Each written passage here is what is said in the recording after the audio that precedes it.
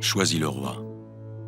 Dans cette rue tranquille, à une demi-heure de Paris, les quelques retraités qui l'habitent sont intrigués. Ils n'ont Dieu que pour une villa, au numéro 11. Dans la plus grande discrétion, à l'abri des volets clos, deux hommes se font face. Henry Kissinger, conseiller spécial du président Nixon. Les Ducteau, conseiller spécial du président Ho Chi Minh. De 1970 à 1973, loin du Vietnam, ces deux hommes ont tenu des négociations secrètes à Choisy-le-Roi, à Gif-sur-Yvette et à Saint-Nom-la-Bretèche. Encore aujourd'hui, personne ne sait que les centaines d'heures de leurs entretiens ont été enregistrées. I thought yesterday we had reduced the issues on the text to only 2. To now I find that there are 17. These substantive changes present the gravest difficulties for us in terms of good faith. Thế còn một vấn đề nữa đó là cái hiệp định tuy còn hai vấn đề lớn nhưng mà trong cái hiệp định của chúng ta đó thì những vấn đề hiểu biết đơn phương ấy, nó cũng rất là hiểu biết ấy, nó cũng rất là quan trọng, nó liên quan đến hiệp định. Mà đối với cái chương này thì cái chương đối với chúng tôi là quan trọng lắm. Tous les opposent. Leur culture, leur idéologie, leur parcours. Ils sont en guerre. Comment vont-ils faire la paix? Enfin, écoutez, souhaitons que ça s'arrange pour le mieux. Cette histoire de guerre qui commence à être fort longue.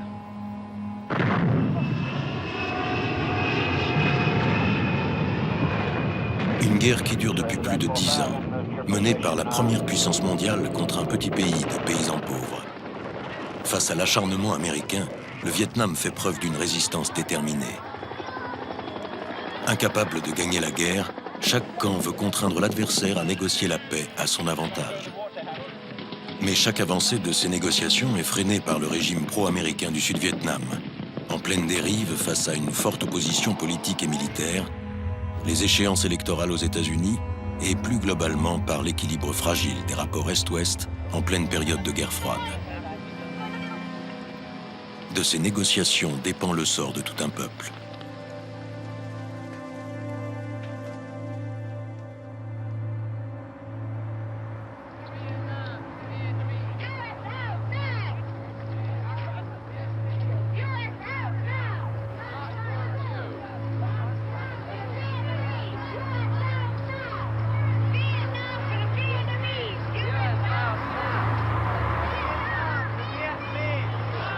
Deux ans avant la première rencontre entre les Ducteau et Henry Kissinger, une nouvelle force politique s'impose dans cette guerre, l'opinion publique américaine.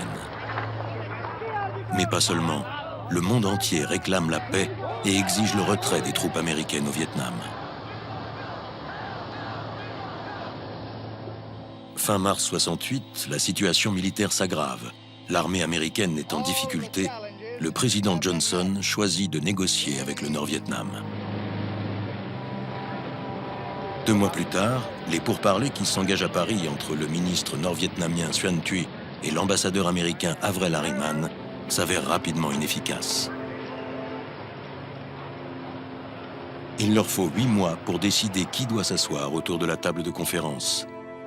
Car au Vietnam, sur le terrain, 4 forces armées s'affrontent, réparties en 2 camps. Le Nord-Vietnam, capitale Hanoï, est un État communiste présidé par Ho Chi Minh. Le père de la lutte pour l'indépendance du Vietnam s'est vu imposer par les accords de Genève en 1954 la séparation de son pays en 2 par une ligne de démarcation au 17e parallèle. Hanoï soutient l'opposition sud-vietnamienne. Au sud, le régime anticommuniste de Saigon, porté à bout de bras par l'armée américaine.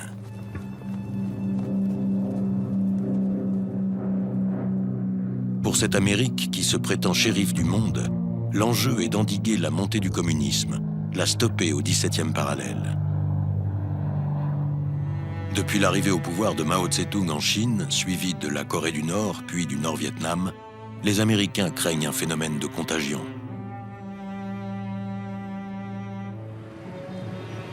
Pour Hanoï, quel est l'enjeu? Ce que nous demandions, c'est ce que revendiquait le président Ho Chi Minh, l'indépendance et la liberté. Que les États-Unis se retirent et que l'administration de Saïgon s'en aille. Mais le régime du sud de Saïgon voulait une scission et se constituer en nation séparée. Ho Chi Minh a dit non. Nous sommes une seule nation, un seul peuple. Fin 68, lorsque se déroulent les négociations officielles avenue Kléber à Paris, cette stratégie de l'endiguement a déjà coûté très cher aux Américains. Les GIs, démoralisés, ne croient plus en une victoire militaire face à un ennemi aussi insaisissable qu'un poisson dans l'eau. Désormais, pour Washington, l'objectif est de sortir ses troupes de ce bourbier, la tête haute. L'autre force à la table des négociations, c'est le pouvoir à Saïgon. À sa tête, il y a le général Nguyen Van Thieu, qui est totalement dépendant du soutien des États-Unis. Thieu est inquiet. L'Amérique ne va-t-elle pas l'abandonner sur l'autel de la paix? Il commence alors à manœuvrer pour saboter les négociations et devient pour les Américains un partenaire encombrant.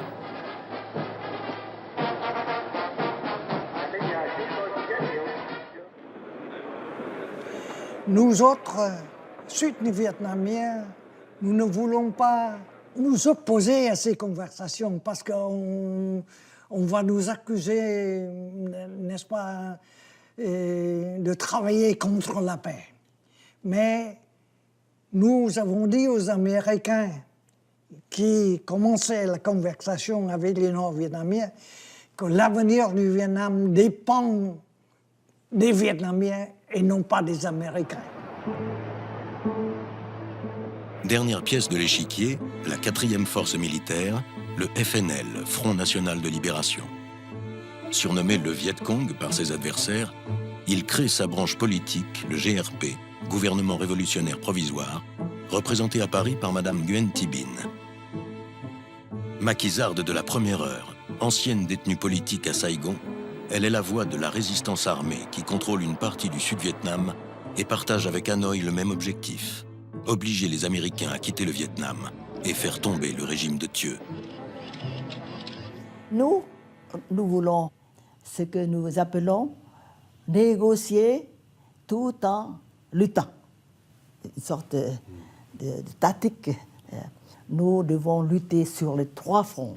Le front militaire, politique, mais aussi diplomatique, pour essayer d'apporter plus de force à notre combat. Comme chaque parti campe sur ses positions, les négociations s'enlisent.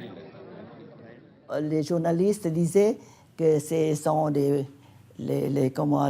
discussions entre les sourds, parce que chacun déclarait sa position. Et après un court échange de critiques, et voilà. Pendant 3 ans, c'est toujours presque la même chose. Cette fois-ci, comme la séance dernière, il n'y a rien de nouveau. Le nouveau président américain, Richard Nixon, propose alors à Hanoï de négocier secrètement. À Paris, le 5 août 1969, Henry Kissinger, conseiller de Nixon, et Xuan Thuy, ministre nord-vietnamien, se rencontrent dans un appartement rue de Rivoli. Celui qui les accueille n'est autre que Jean Sainteny, ancien délégué général de France à Hanoï. Le gouvernement américain, plus exactement le président Nixon et son conseiller, ont senti que les négociations de l'avenue Kléber s'enlisaient et qu'il fallait, parallèlement à ces conversations, avoir des contacts plus directs, mais qu'il fallait que ces contacts soient aussi discrets, pour ne pas dire secrets que possible. Et ils m'ont demandé de les organiser, ce qui a été fait. Le secret, clé de voûte de la négociation. Pour ces diplomates de l'ombre, ils permettent de manœuvrer, marchander, menacer, deviner le jeu de l'adversaire, anticiper les enjeux politiques et militaires. Le huis clos libère la parole sans avoir de compte à rendre à des partenaires encombrants. car tant que le secret est gardé, ce qu'ils négocient n'engage qu'eux-mêmes. Henry Kissinger et les Ductaux sont de fins diplomates, entraînés dans une partie d'échecs où le chronomètre tourne cruellement. Kissinger sait que les Ductaux a combattu les Français et a été torturé au bagne de Pulo Condor, qu'il est haut placé à la direction du Parti communiste du Vietnam, mais il ignore qu'il a devant lui un maquisard, un des responsables de l'armée de libération qui vient tout juste de quitter la zone des combats au Sud-Vietnam. Les Ductaux, quant à lui, connaît le parcours de Kissinger. Sa fuite de l'Allemagne nazie dans les années 30, sa proximité avec Nixon, son profil d'intellectuel, professeur à Harvard, un homme public, habitué des lumières du grand monde.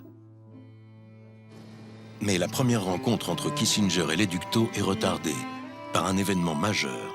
À Hanoï, le 2 septembre 1969, Ho Chi Minh meurt. À son chevet, les Ductaux et les autres dirigeants du pays. En pleine guerre, des funérailles nationales sont organisées. Le décès du leader emblématique va-t-il influer sur le moral des combattants, se demande Washington. En ces jours de deuil, tout un peuple se fait l'écho de ce que clamait Ho Chi Minh. Jamais, jamais les Américains ne nous vaincront.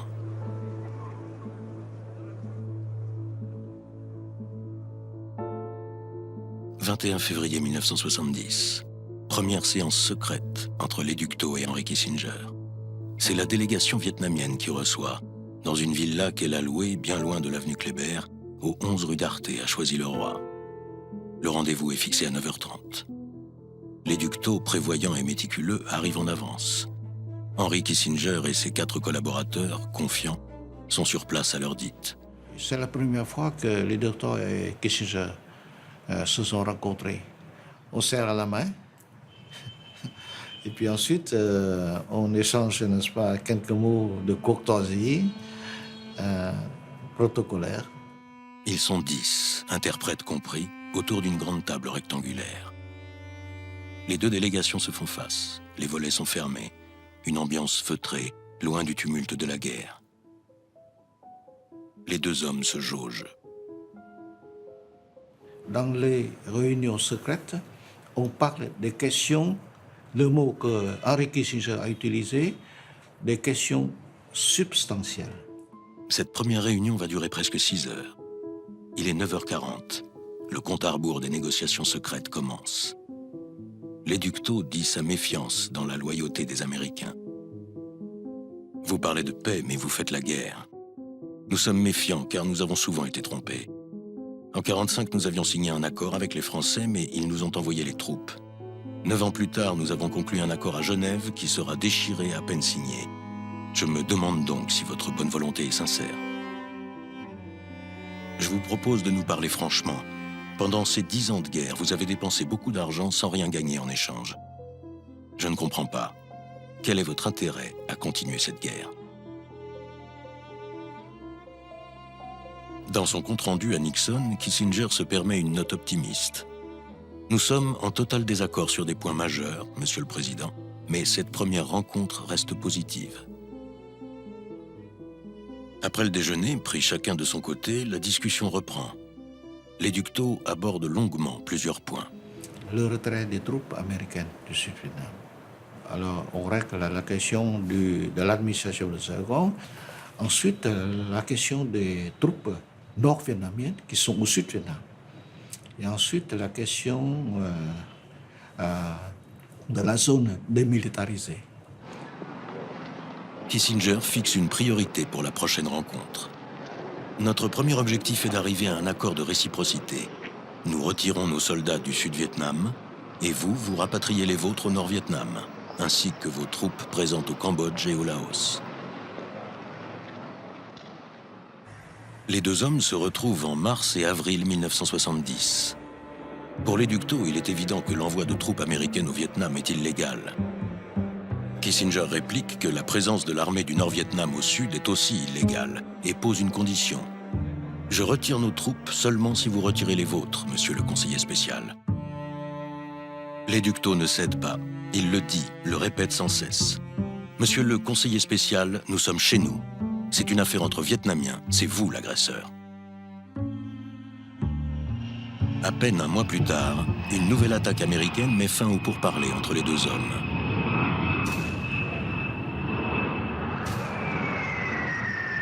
Le 29 avril 1970, les B-52 bombardent massivement l'est du Cambodge, le long de la frontière avec le Vietnam. Ils feront de même quelques mois plus tard au Laos. Objectif, détruire le quartier général de l'état-major nord-vietnamien et du FNL. Couper la piste Ho Chi Minh. Une piste Ho Chi Minh devenue un réseau de plusieurs milliers de kilomètres. Un cordon ombilical entre le nord et le sud, par où transite du ravitaillement, du matériel militaire et des troupes. Un réseau de pistes que les Américains bombardent en vain depuis 10 ans.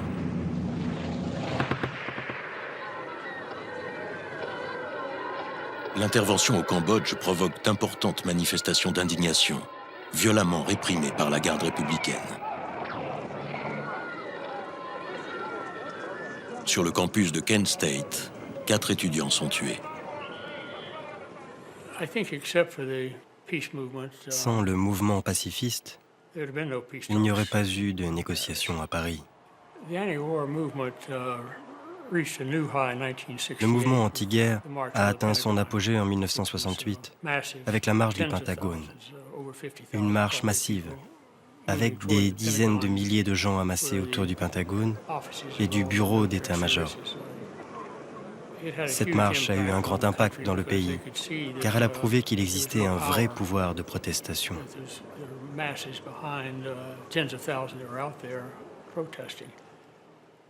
Les gens voulaient la paix. Ils voulaient l'arrêt des tueries au Vietnam.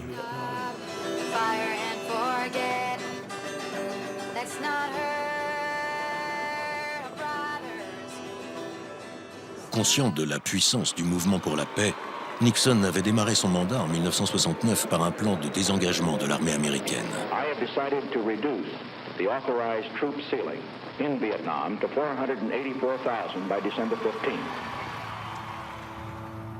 Barrer la route au communisme n'est plus la priorité du moment, car l'Amérique a perdu beaucoup de son crédit et de son prestige dans le monde. Richard Nixon veut quitter le Vietnam, mais doit le faire dans l'honneur, sans humiliation, pour redorer le blason américain. Un premier retrait de 50 000 hommes sur un effectif de 536 000. À ce rythme, le Vietnam est loin d'être en paix. Les soldats sud-vietnamiens doivent prendre le relais des Américains.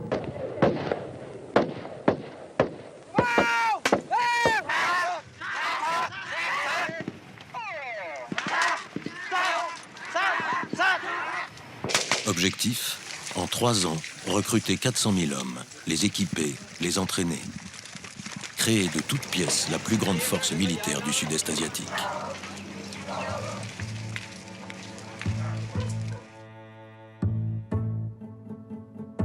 Plus d'1 an s'est écoulé quand Henry Kissinger et l'Éducto se retrouvent en juillet 71. Cette paix tant attendue se rapproche-t-elle? Cherche-t-il à gagner du temps? Leur stratégie n'a pas changé. Hanoï exige le retrait total des troupes américaines et Washington joue la montre par le retrait progressif de ses soldats au fur et à mesure que les rangs de l'armée de Saigon se renforcent. Du temps pour Hanoï et le FNL de reprendre leur souffle après des mois de combat, probablement. Les conversations à Paris entre Kissinger et Tho, ils continuaient parce que les Nord-Vietnamiens, ils ont l'habitude de ce qu'on appelle en vietnamien, pour parler et offensive militaire en même temps. On se dispute le terrain, on peut dire ça. Nous avons aussi des années très dures, hein? À la fin de 69, 70, et même début de 111, parce que les armements américains aussi sont très martyriés. Hein?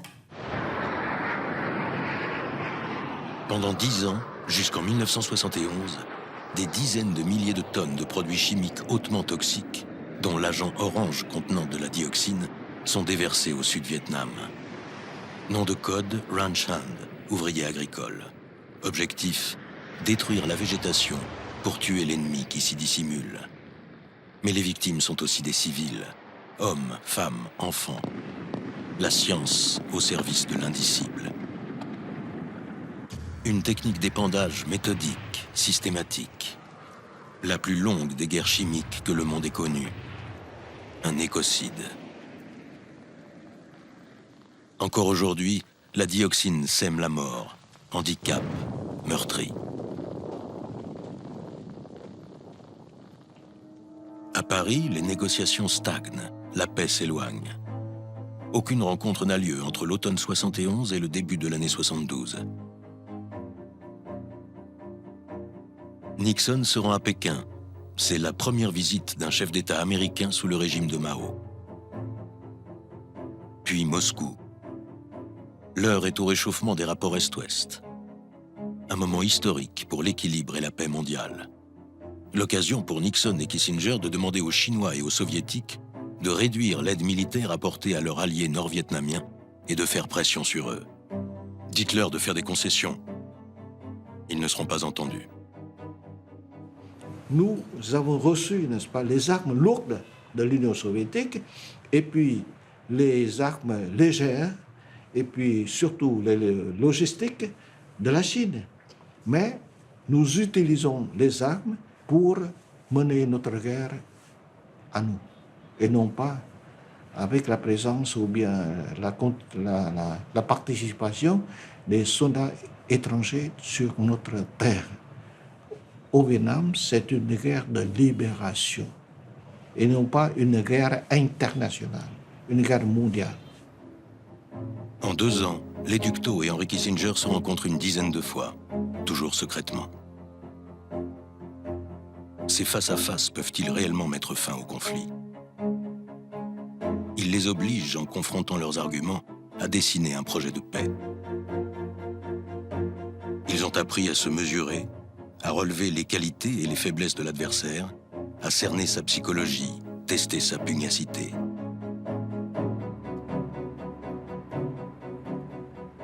D'après moi, Kissinger est un homme très intelligent, beaucoup d'humour, un homme, n'est-ce pas, qui a beaucoup d'expérience dans les négociations, mais un homme de manœuvre et un homme impassible. J'ai développé beaucoup de respect pour les Duc Tho. Il était le représentant d'un petit pays négociant avec une superpuissance.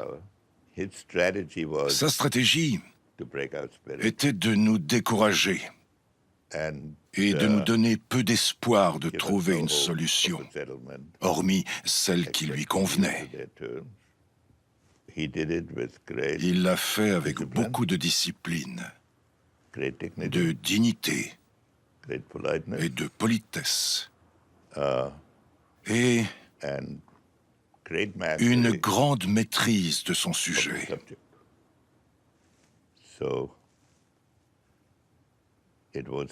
C'est dommage de l'avoir eu comme adversaire. Il était dévoué au pouvoir communiste et à l'idéologie marxiste.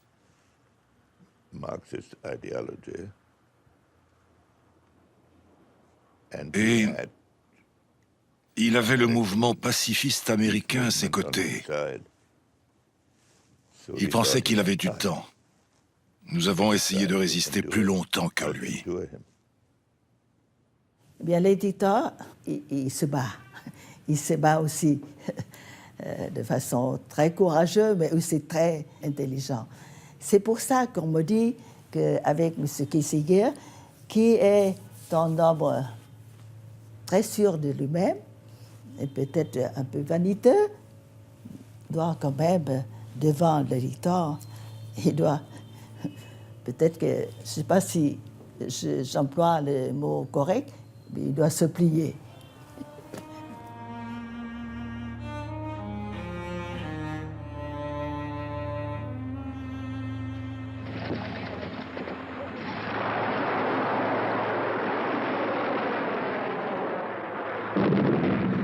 L'offensive militaire du printemps 72, les Nord-Vietnamiens ont conquis la province du Quang Tri.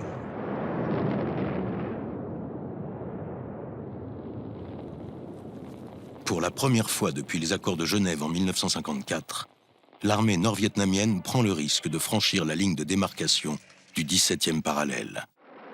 Objectif, la chute de Saigon, et prouver qu'il ne recule devant aucun obstacle pour chasser les Américains hors du Vietnam.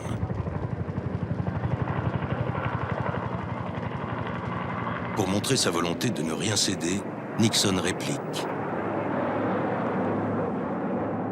Après 4 ans d'interruption, les B-52 reprennent en avril 1972 la direction du Nord-Vietnam, bombardent les ports, la banlieue de Hanoï, mais aussi le soubassement des digues pour provoquer leur destruction. Ramsey Clark, ancien procureur général sous Johnson, se rend sur place avec une délégation de militants américains pacifistes pour constater les dégâts. Nous sommes restés 2 semaines pendant les bombardements des digues du Nord. En août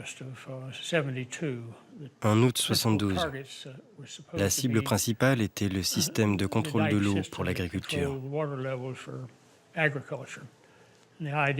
L'objectif des bombardements était d'anéantir l'habileté du pays à contrôler les niveaux d'eau et la culture du riz, de détruire les récoltes, afin d'empêcher les soldats de manger et de poursuivre la guerre.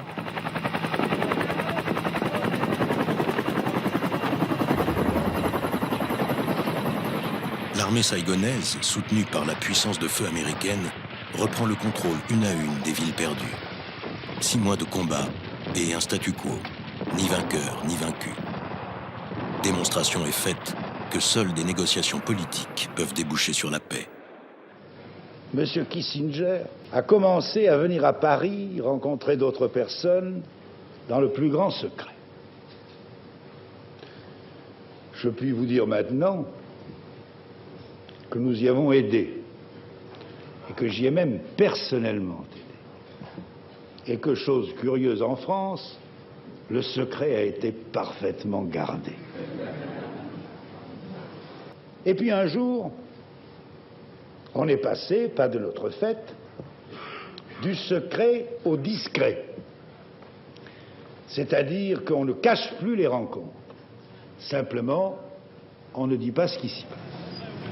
Les négociations reprennent alors le pas sur la guerre. Les 2 hommes vont se revoir à partir de juillet 1972. Nixon, à l'approche des élections présidentielles, veut accélérer le processus de paix, et Hanoï le sait. Comme les réunions secrètes sont maintenant connues de la presse, les négociateurs doivent changer de lieu. Le Parti communiste français, qui soutient les Nord-Vietnamiens, met à leur disposition la villa ayant appartenu au peintre Fernand Léger à Gif-sur-Yvette. Ce jour-là, moi, je suis présent à Gif-Yvette. On laisse à Kissinger de parler d'avance. Et Kissinger, revue de seconde, n'apporte aucun progrès sur nos demandes. Après cela, M. le docteur passe à Kissinger un document en anglais. Et d'autre part, M. le docteur explique l'essentiel du draft, du document. Mais le problème le plus nouveau de ce jour-là, c'est que nous acceptons que le gouvernement de Thieu reste. Pour Hanoï, est-ce vraiment une concession? Leur seul objectif n'est-il pas le départ des Américains et la réunification du pays? Thieu ou pas Thieu, une fois les GIs partis, ce sera une affaire entre Vietnamiens. Kissinger et les membres de la délégation américaine, ils disent comme ça. Monsieur le docteur, vous nous avez passé un document très important. Et le lendemain, qu'est-ce qu'il donne la condition? Nous avons regardé et il accepte plus de 80% de nos productions. Le 20 octobre, on est arrivé à un accord que Nixon considère excellent.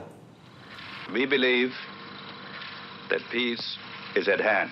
À Washington, Henry Kissinger avait dit « Peace is at hand ». c'est-à-dire que la paix est à la portée de notre main. Ce projet d'accord était très, très anti-sud-vietnamien et très favorable aux Nord-Vietnamiens. C'est-à-dire que si l'accord est conclu, les Nord-Vietnamiens continuent à avoir des troupes au Sud-Vietnamien. Alors que nous autres Vietnamiens, nous voulions que toutes les troupes nord-vietnamiennes se retiraient du Sud-Vietnam pour rentrer au Vietnam, au Nord-Vietnam. Le projet d'accord négocié par Kissinger ignorait cette question. Pour le Sud-Vietnam, c'est une question de vie ou de mort. When I see so many tombs, so many sacrifices for the freedom and liberty of Vietnam, I reaffirm again that the whole people of South Vietnam will resist again any peace which demands the rendition of South Vietnam and which will give the South Vietnam to the communist aggressors. People are calling you the obstacle to peace, Mr. President. When it's a just peace, a guaranteed peace, there's no one single obstacle in Vietnam. There will be not only one Thieu, but 7.5 million Thieu who are against that. À Saigon, Henry Kissinger s'emploie à convaincre le président Thieu qu'il faut faire preuve de souplesse. Il lui confirme leur engagement au Sud-Vietnam. Back in 1968, when with the very best of intentions, the previous administration entered into a bombing halt of North Vietnam. And everybody thought we were going to have peace now, but we didn't have it down. We didn't have it understood. We're not going to make that mistake again. We are going to have the kind of agreement which will end this war and build the foundation for a lasting peace that we can enjoy in that part of the world and all over the world. I say it shall be peace with honor and not peace with surrender for the United States of America. Après le refus de Thieu, Nixon donne un message à Hanoï, nous demande de continuer la conversation. C'est pourquoi le 11 novembre, on s'est réunis à Tiv-Yvette la deuxième fois. Ils ont proposé environ 70 amendements sur des questions très importantes. C'est-à-dire, ils demandent de nouveau le retour des troupes nord-vietnamiennes dont nous ne sommes pas d'accord. C'est Nguyen Van Thieu qui impose ces amendements. Il ne veut pas se retrouver seul face à ses ennemis. Nixon et Kissinger le savent et s'attendaient au refus de Saigon. Mais le président américain est en campagne pour un second mandat. Il veut être l'homme qui a fait la paix au Vietnam.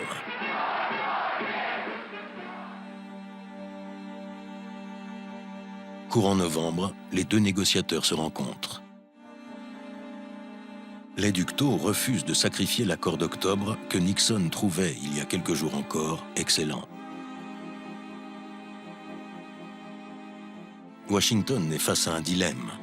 Soit abandonner Saigon en revenant à l'accord précédent, soit tenir tête à Hanoï, au risque de s'enliser de nouveau dans la guerre. Au fil de leurs entrevues, les amendements de Thieu tombent un à un.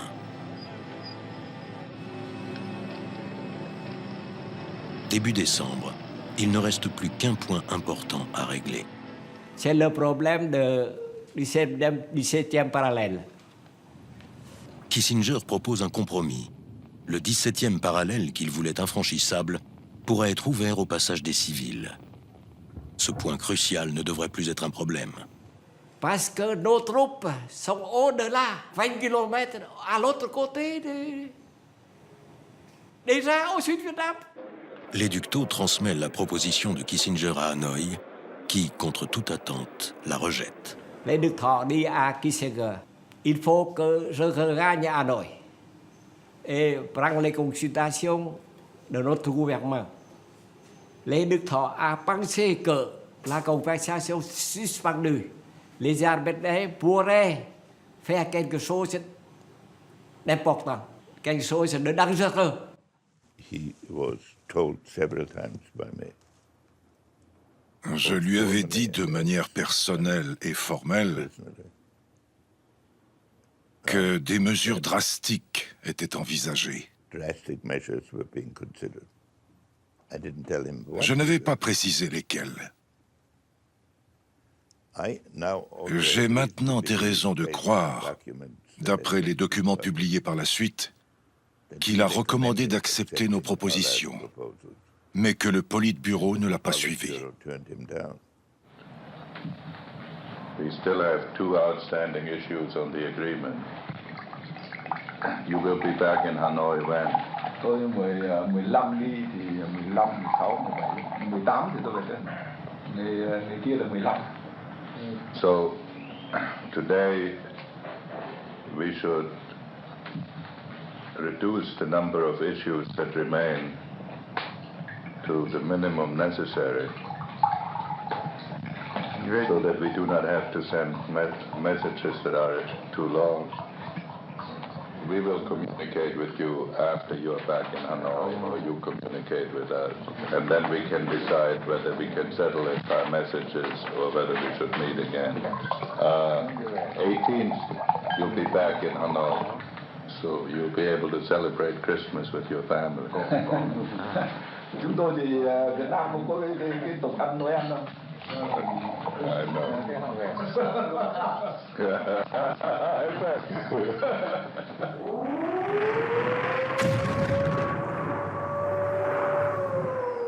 Alors que Kissinger vient de lui souhaiter un bon Noël en famille, une pluie de bombes s'abat sur Hanoï dès son arrivée.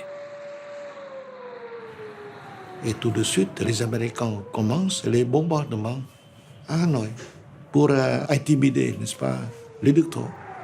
Malgré l'annonce d'un accord de paix imminent, pendant 12 jours, des centaines d'avions bombardiers, dont 120 B-52, déferlent sur le Nord-Vietnam.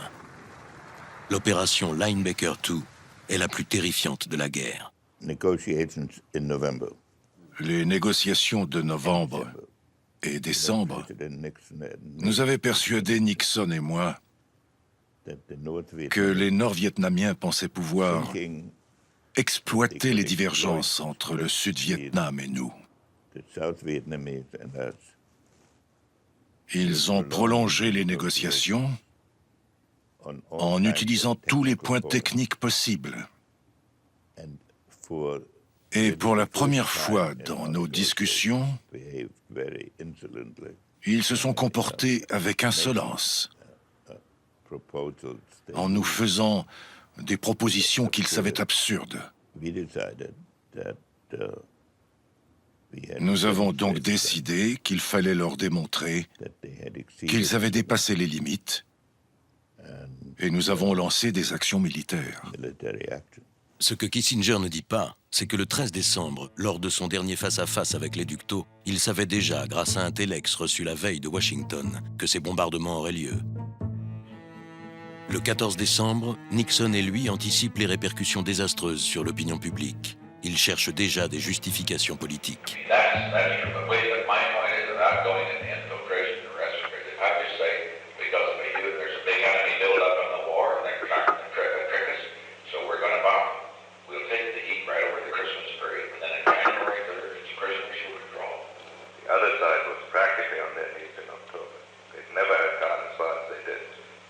Not a bad agreement, it's a good agreement if it's observed. If it's observed, the other side will be forced to withdraw. What we have to do, though, is to convince them that we are not easily pushed around. If we cave now, the agreement will be unenforceable, and we will have signed something that the government will make. And remember, we're going to be around and outlive our enemies. And also, never forget, the press is the enemy.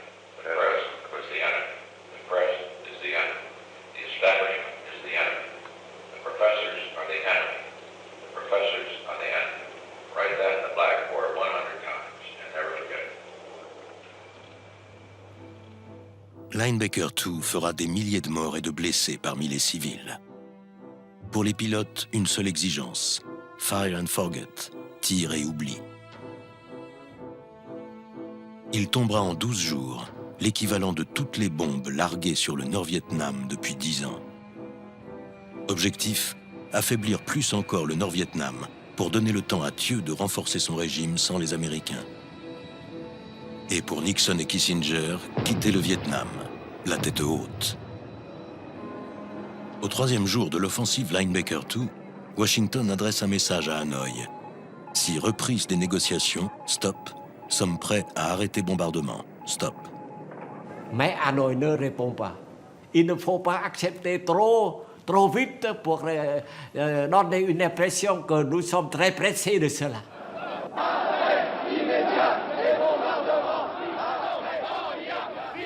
Avec les bombardements de B-52 sur Hanoï, Haiphong, pendant ces 12 jours, eh bien, ils ont soulevé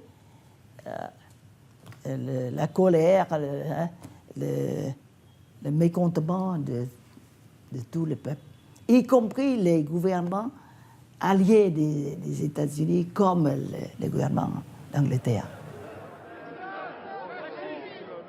À mon avis, ces bombardements de B-52, et par là, ils voulaient réellement reposer certains problèmes dans l'accord de Paris. Ils voulaient quand même. Parce que je pense que comme le texte des accords, je crois, n'était pas favorable pour les États-Unis, pour la politique, tout d'abord. Et deuxièmement, à mon avis, ils voulaient quand même affaiblir le Nord-Vietnam avant leur départ. Après l'opération Linebacker II, ils ont décidé de reprendre les négociations et de résoudre les questions en suspens plus rapidement, en suivant des directions plus compatibles avec nos propositions. Ils disent que alors nous sommes sous la pression des bombardements de B-52. C'est pour cela qu'en janvier 1973, nous proposons de revenir à la table de conférence. C'est pas vrai. Nous savions que les bombardements ne pouvaient pas changer le problème et que les Américains seraient obligés de reprendre les négociations. Après l'arrêt des bombardements, nous sommes retournés à Paris, prêts à les recevoir. Il était temps de conclure l'accord. Linebacker II a violemment ébranlé le processus de paix qui semble devenu impossible.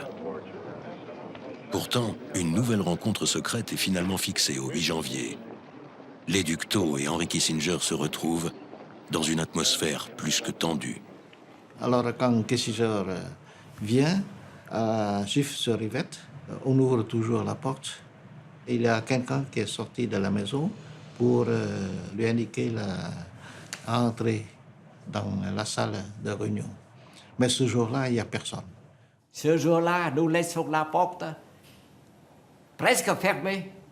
Les deux parties ne se serrent pas la main et ne parlent rien.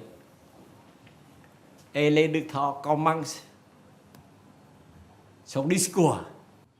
Alors, d'une manière très logique, très calme, mais avec un ton très fort. Condamne Nixon, condamne le gouvernement américain, condamne les bombardements américains, condamne l'attitude de Kissinger, condamne tout. Très, très sévère. Tôi nhớ cái hôm mà 12 gặp ông cuối cùng thì cái vấn đề khu quân sự thì cũng đã giải quyết về cơ bản, tuy được còn một đôi vị trí khác nhau nhưng mà đã giải quyết. Và về vấn đề ký kết. Và chúng tôi trước khi về tôi đã nói với ông rằng là tôi về trong 12 ngày là cùng để mà trao đổi với chính phủ. Mà việc trao đổi đó là một sự cần thiết vì chúng tôi đó là phải ở xa, chúng tôi về cần phải có cái báo cáo và xin ý kiến để mà giải quyết nốt các vấn đề.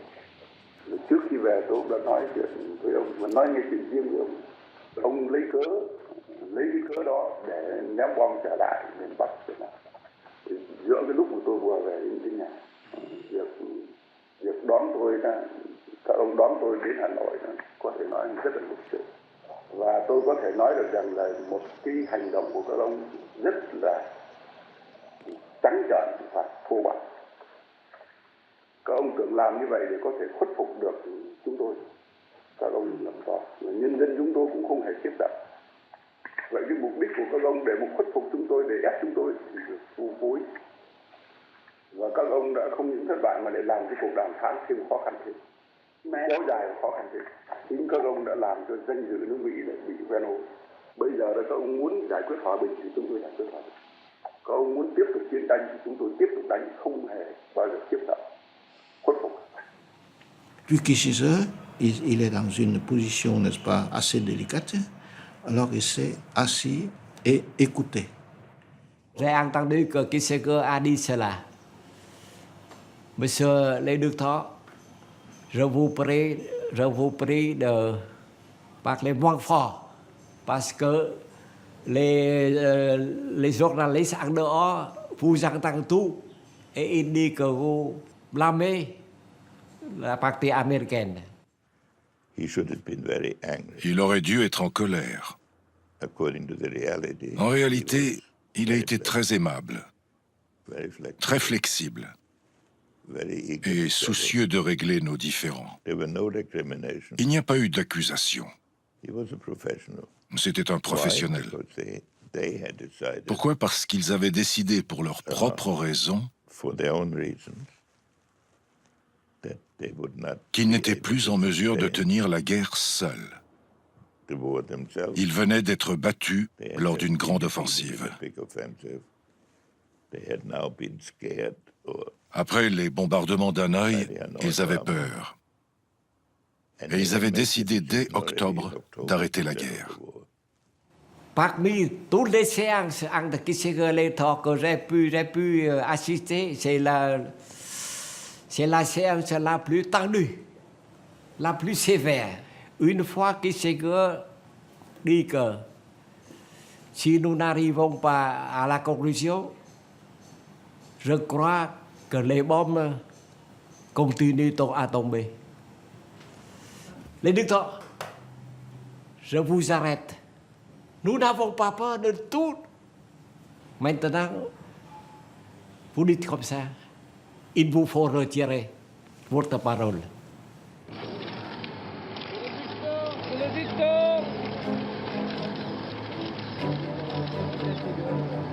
Une dernière réunion a lieu le 13 janvier 1973 à Saint-Nom-la-Bretèche, où les derniers détails de la paix sont réglés.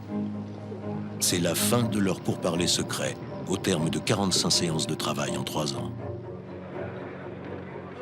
L'accord qu'ils paraphent le 24 janvier avenue Kléber à Paris est quasiment le même que celui d'octobre 1972, que les Américains, sous la pression de Thieu, avaient voulu renégocier.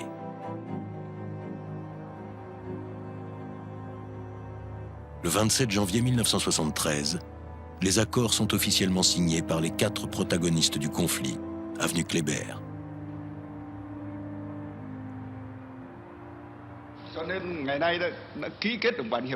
Naturellement, avec la signature de l'accord, le peuple vietnamien manifeste une joie immense et en même temps une grande fierté. Vous dites que les Nord-Vietnamiens étaient très contents car ils ont eu ce qu'ils voulaient.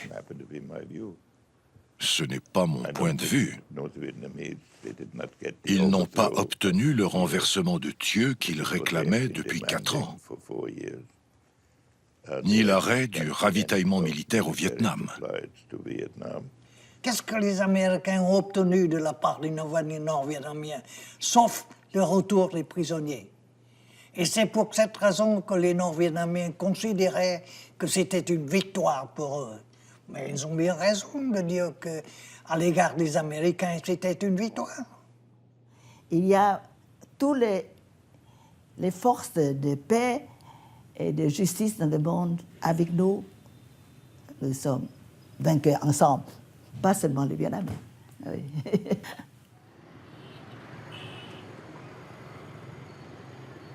Les accords de Paris ne seront pas respectés. À l'évidence, le cessez-le-feu entre le GRP et le gouvernement de Saigon ne pouvait pas tenir. Comment avoir pu espérer que sur un même territoire, le Sud-Vietnam, cohabitent 2 gouvernements, 2 administrations, 2 armées? À peine signée, la guerre a repris. Une guerre qui prendra fin avec la chute de Saigon le 30 avril 1975. Quand l'éducto et Henry Kissinger sont nommés ensemble pour le prix Nobel de la paix, l'éducto le refuse. Il ne veut pas que l'on confonde la victime et l'agresseur. À ses yeux, Kissinger porte une lourde responsabilité dans le bilan dramatique de la guerre.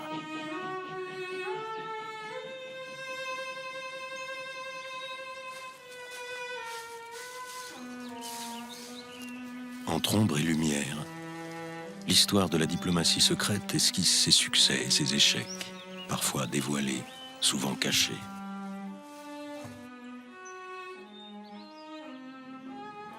Dans la grande histoire des conflits armés, et ce depuis l'Antiquité, le recours à des négociations secrètes a toujours été la clé du règlement des guerres et des différends entre les peuples.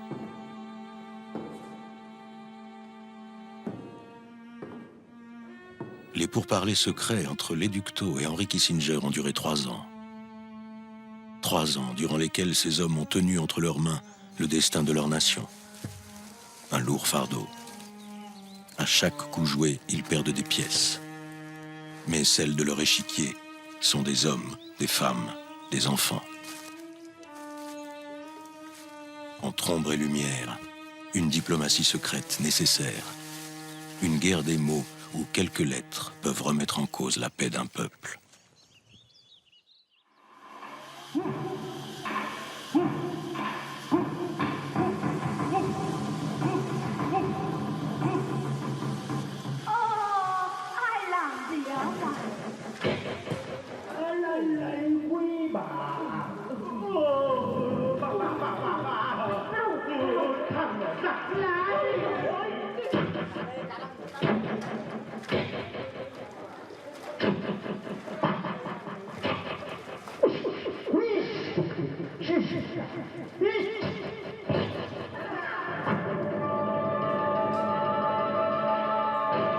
Quyết định đánh cho